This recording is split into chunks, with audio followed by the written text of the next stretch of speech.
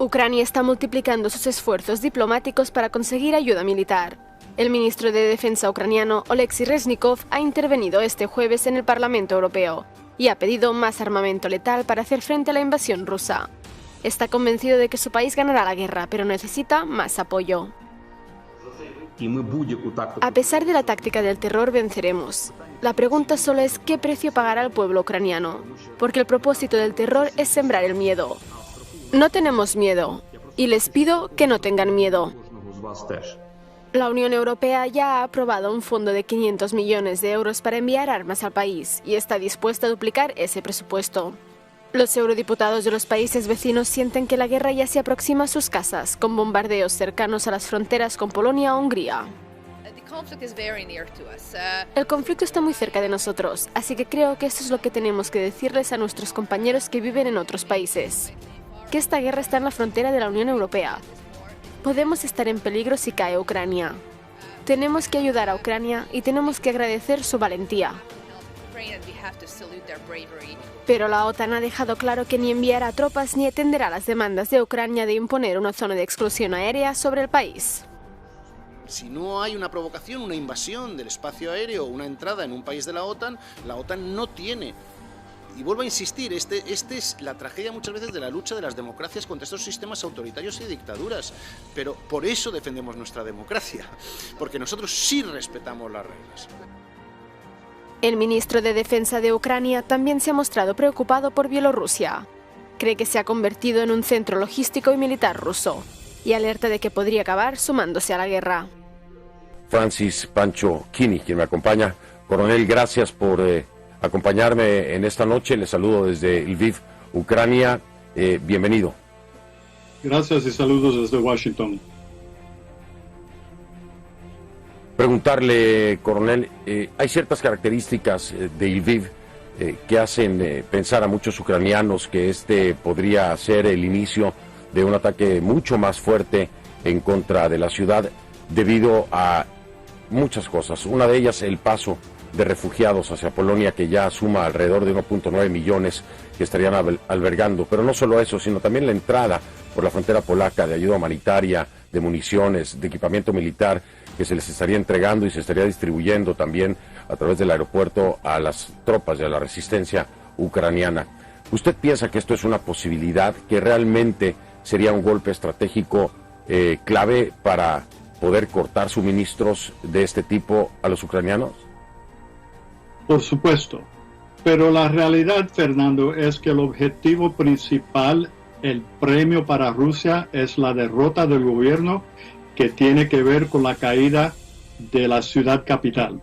Ese tiene que ser el enfoque de Rusia. Ellos pensaron que lo pudieran derrotar en cuestión de días, ya llevan 4 semanas. Su ataque está estancado.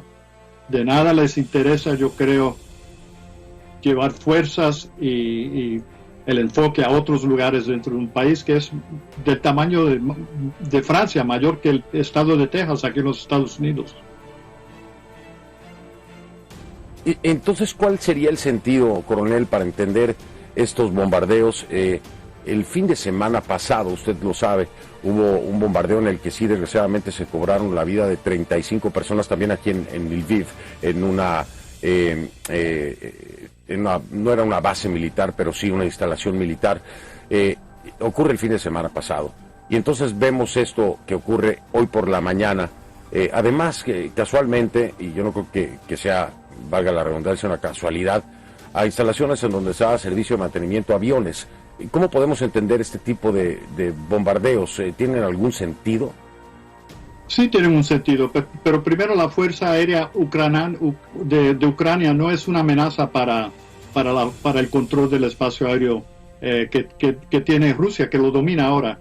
Claro que quieren cortar las líneas de suministros y parar que entren los misiles y los drones militares y otras armas sofisticadas que están teniendo un efecto terrible en las fuerzas rusas, pero el problema sigue siendo que no ha caído la capital y ellos tienen que enfocarse con eso. Si ese es su objetivo, tienen que controlar la capital. Un golpe 600 kilómetros al este no le ayudará con ese objetivo.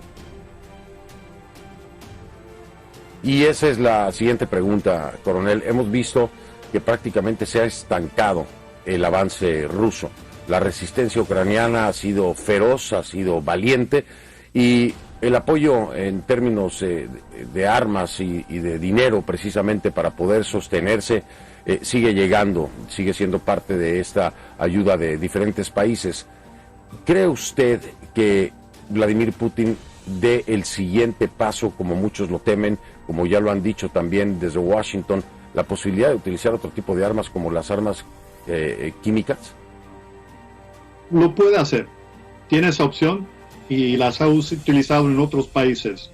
Para él eso no es un problema, las consecuencias son las cosas que lo preocuparían, pero yo creo que ya OTAN y Estados Unidos han dicho que no vamos a invadir nosotros, no vamos a entrar con fuerzas terrestres en Ucrania bajo casi cualquier condición.